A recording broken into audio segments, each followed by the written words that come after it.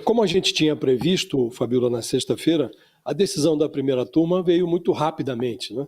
E agora, nesse momento, do ponto de vista prático, a posição do ministro Luiz Fux em relação às medidas cautelares que foram impostas ao Bolsonaro pelo Alexandre de Moraes é inócua. Então, do ponto de vista prático, a posição do Fux é absolutamente inócua. O Moraes submeteu a sua decisão ao aval da primeira turma do Supremo ao meio-dia de sexta-feira. Uma hora depois, já tinha recebido o aval da maioria. Num colegiado de 5 votos, 3 endossaram o despacho do Alexandre de Moraes. A Carmen Lúcia, o Flávio Dino e o Cristiano Zanin. Falta o Fux. Imaginou-se que o Luiz Fux divulgaria a sua posição no final de semana. Não fez isso. Hoje é o último dia. A essa altura, a unanimidade da primeira turma é mero detalhe. Soube-se no final de semana que a Casa Branca cassou o visto de entrada do Alexandre de Moraes e de outros 7 ministros do Supremo nos Estados Unidos. Foram poupados dessa retaliação apenas os 2 ministros que foram indicados pelo Bolsonaro ao Supremo, o André Mendonça e o Nunes Marques, e também o Luiz Fux. Hoje não há muita dúvida, Fabíola, de que a parceria entre a família Bolsonaro e o Donald Trump tem um objetivo claro. O que se deseja é sequestrar a economia brasileira com uma sanção tarifária para que o Supremo Tribunal Federal pague o resgate por meio do arquivamento do processo contra o Bolsonaro na trama golpista. Esse é o preço que a Casa Branca cobra do Supremo e, na prática, do Brasil. Há uma clara ameaça à soberania do país, à independência do judiciário, a essa noção de que judiciário e executivo, também o legislativo, são poderes independentes no Brasil, como convém a toda democracia. Agora, com o seu voto, o Luiz Fux vai informar não apenas se houve ou não unanimidade na primeira turma, mas ele vai informar de que forma deseja frequentar esse enredo do enfrentamento da ameaça que o Trump impôs ao Brasil. Se ele deseja frequentar esse enredo de pé ou agachado.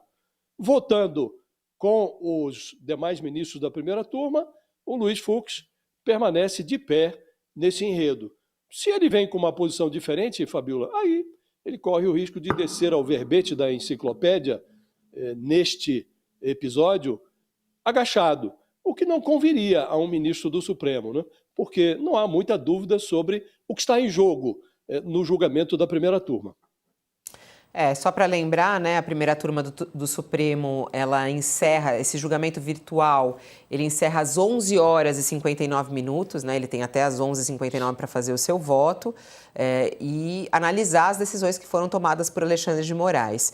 Na sexta-feira, teve a maioria dos votos, né, Flávio Dino, Cristiano Zanin, Carmen Lúcia, votaram a favor das medidas e falta esse voto, então, de Luiz Fux. Entre as medidas, Bolsonaro em casa, sem poder sair aos finais de semana, como aconteceu nesse primeiro final de semana. Foi o primeiro final de semana de Bolsonaro em casa, sem poder sair. Bolsonaro com tornozeleira eletrônica.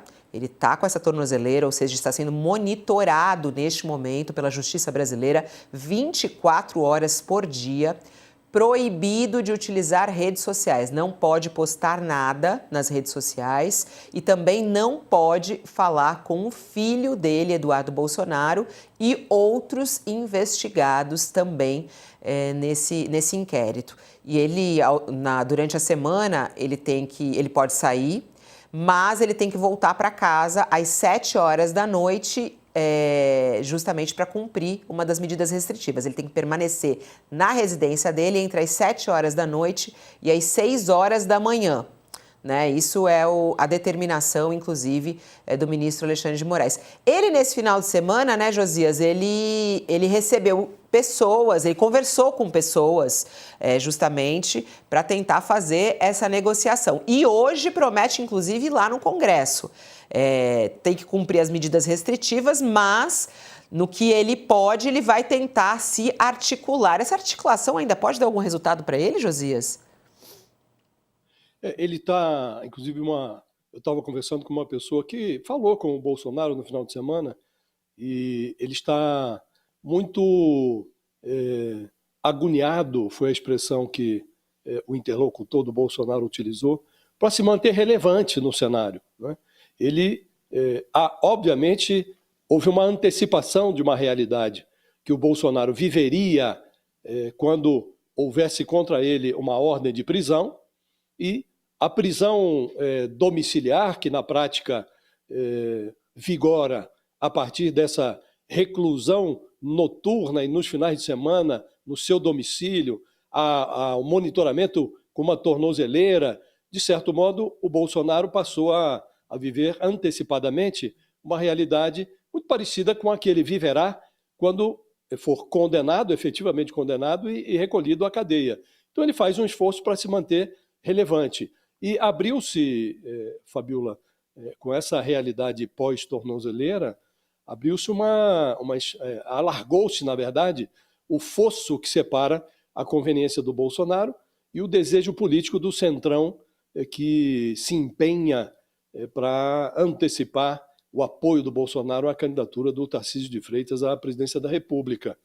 Então, esses dois grupos, eles como que cultivam noções diferentes de tempo.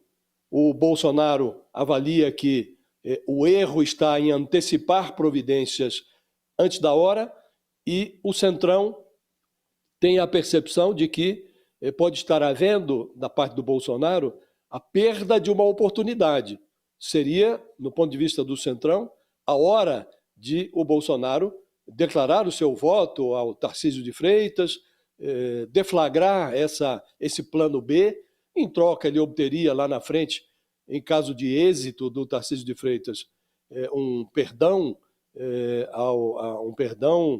que o retiraria, que abriria a tranca da sua cela, né? Mas ele não está muito disposto a fazer isso. Aliás, quem conversou com o Bolsonaro não sabe nem mesmo se ele vai fazer o que o Centrão deseja, apoiar o Tarcísio de Freitas. Ele desconversa, insinua que ainda não desistiu de dar o seu apoio a uma alternativa familiar.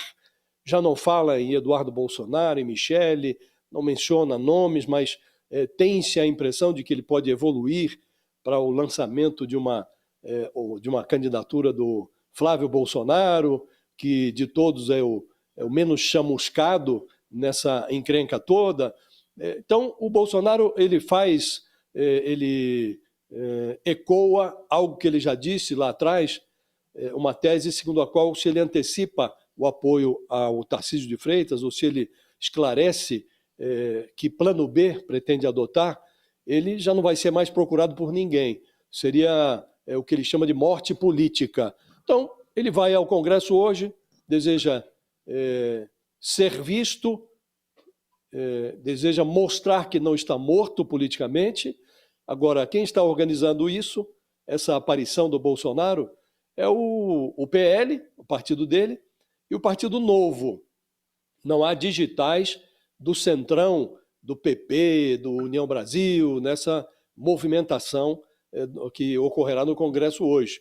Esses outros partidos, eles estão mais interessados em empurrar o Bolsonaro para uma definição que ele cuida de retardar. Quem está, Fabiola, mais próximo da cadeia tem uma noção diferente do tempo, né? Um minuto, o tempo de duração de um minuto, para quem está prestes a ficar atrás das grades, é um. Para quem está do outro lado das grades, é outro, né? Então, essa percepção de tempo é hoje a principal distinção entre o Bolsonaro e esse Centrão que advoga o apoio dele ao Tarcísio de Freitas.